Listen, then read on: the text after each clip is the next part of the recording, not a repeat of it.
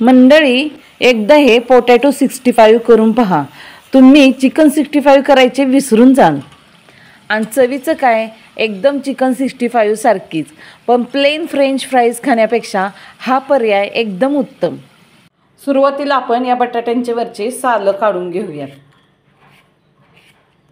सगळे बटाटे क्लीन करून घेऊया. तुम्हाला जर साईजला मोठे बटाटे भेटले ना तर एकदम उत्तमच. म्हणजे कसं स्लाइस त्याचे मोठे असे लांब लांब काप येतील ना, त्याच्यामुळे मोठे बटाटे भेटले तर छानच. मला भेटले नाहीत मोठे बटाटे, त्याच्यामुळे मी हे बटाटे आणले. आता आपल्याला ना बटाट्याचे स्लाइस करायचे. त्यासाठी आपल्याला असा उभा बटाटा कापून घ्यायचा आहे. असा उभा कापून घ्यायचा आणि त्याचे असे स्लाइस करायचे. हा बटाटा छोटा आहे त्याच्यामुळं खाली दाखवता येत नाही करून. हे असे एवढे जाडीचे स्लाइस करायचे.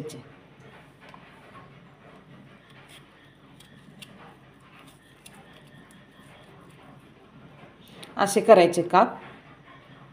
आता ह्या स्लाइसचे आपल्याला असे उभे उभे काप करून घ्यायचे. ना जास्त आपल्याला पातळ करायचे ना जाड करायचे, अशा ह्या प्रकारे बनवून घ्यायचे. हे बघा, ह्या प्रकारचे आपल्याला बटाट्याचे काप करायचे आहेत. ना जास्त जाड ना जास्त पातळ. आता ह्या बटाट्याचे सगळे काप करून मी एका बाउलमध्ये पाणी घेते आणि त्या पाण्यात 2-3 वेळा स्वच्छ धुवून घेते. आता या बटाट्याच्या कापांमध्ये मी थंड पाणी टाकून 10 मिनिटं साईडला ठेवून देते. सुरुवातीला आपण 2 वाट्या मैदा घेतलेला आहे, तर आपण त्यातली 1 वाटी साईडला ठेवूया आणि 1 वाटीतला मैदा आत्ता आपल्याला लागणार आहे. हा 1 वाटी मैदा झाला. आता आपण त्याच्यात ही 1 चमचा लसणाची पेस्ट घालूया. इथं मी आता 1.5 चमचा मीठ घालून घेतले. 1 चमचा बेडगी मिरची पावडर घालूया. ही बेडगी मिरची पावडर आहे ना तिखट नसती, लहान मुलंही खातात, म्हणून आपण कमी तिखटपणासाठी बेडगी मिरची पावडर वापरली. इथे 1 चमचा मी मटन मसाला घेतला आहे. चमच्याचा पाव भाग मी इथं फूड कलर घेतलेला आहे. फूड कलर ऑप्शनल आहे, तुम्ही नाही घातला तरी चालेल. हा ऑरेंज कलर आहे. त्याच्यावर आपण आता हे अर्ध लिंबू पिळून घेऊया. लिंबू का पिळायचं, लिंबामुळे छान त्याला टँगीनेसपणा येतो. आता आपल्याला ह्याच्यात थोडं थोडं पाणी घालून स्मूथ असं बॅटर बनवून घ्यायचं. पाणी एकदम घालायचं नाही, पाणी असं थोडं थोडं घालत राहायचं. पाणी एकदम घातलं तर एकदम सैल होऊन जाईल, ते सगळं पातळ होईल. म्हणून असं पाणी थोडं थोडं घालून घ्यायचं आणि सगळं व्यवस्थित एकसारखं करून घ्यायचं.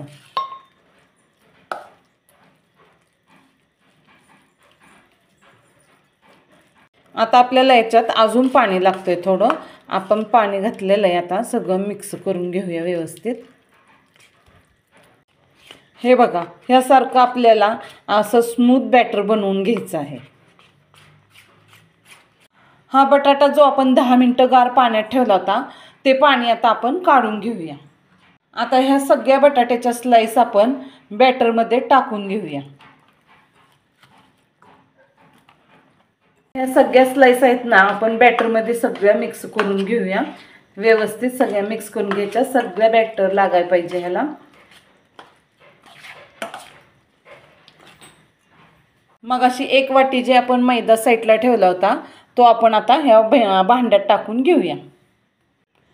आता आपण ही बॅटरमधली एक स्लाइस घ्यायची अशी मसाल्यात सगळी बुडवून आणि हलक्या हाताने असे ठेवून घ्यायचे. ह्याच्यात जास्त दाबायचं नाही. जास्त दाबलं ना तर क्रंचनेसपणा येणार नाही. त्याच्यामुळं असं हलक्या हातानेच घ्यायचं करून आणि सगळे एकदम अशा करून घ्यायच्या आणि मग एकदमच आपण तळून घ्यायचं आहे सगळं. हलक्या हाताने वरच्यावर नुसतंही करायचं. हे बघा, तुम्ही असं हलक्या हाताने केलं ना तर याला असा क्रंचनेसपणा येणार, म्हणून असं हलक्या हाताने करायचं, जास्त दाबायचं नाही.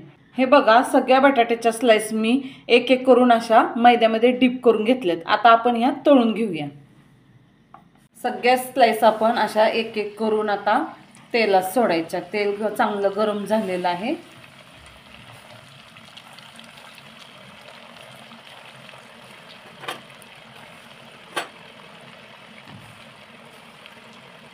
गॅसची आज जास्त पण फुल ठेवायची नाही आहे आणि जास्त स्लो पण नाही.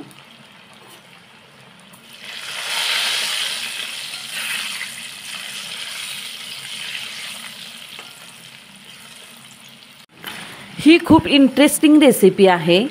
मी सांगते म्हणून तुम्ही एकदा नक्की करून बघा. लहानांपासून मोठ्यापर्यंत सर्वांना आवडणारी रेसिपी आहे. तर मुलं नेहमी हट्ट करत असतात बाहेरचं फ्रेंच फ्राईज खाण्यासाठी, पण बाहेरचं तेल कसं असतं ते आपल्याला माहीत नसतं. त्याच्यामुळं घरी करणे हा योग्य पर्याय आहे. आपण याला आता चांगलं छान गोल्डन ब्राऊन होईपर्यंत तळून घ्यायचे. आता हे चांगलं गोल्डन ब्राऊन झालेलं आहे. चांगलं मी 7 ते 8 मिनटं हे तळून घेतलेलं आहे. आता आपण हे काढून घेऊया. छान क्रिस्पी झालेलं आहे.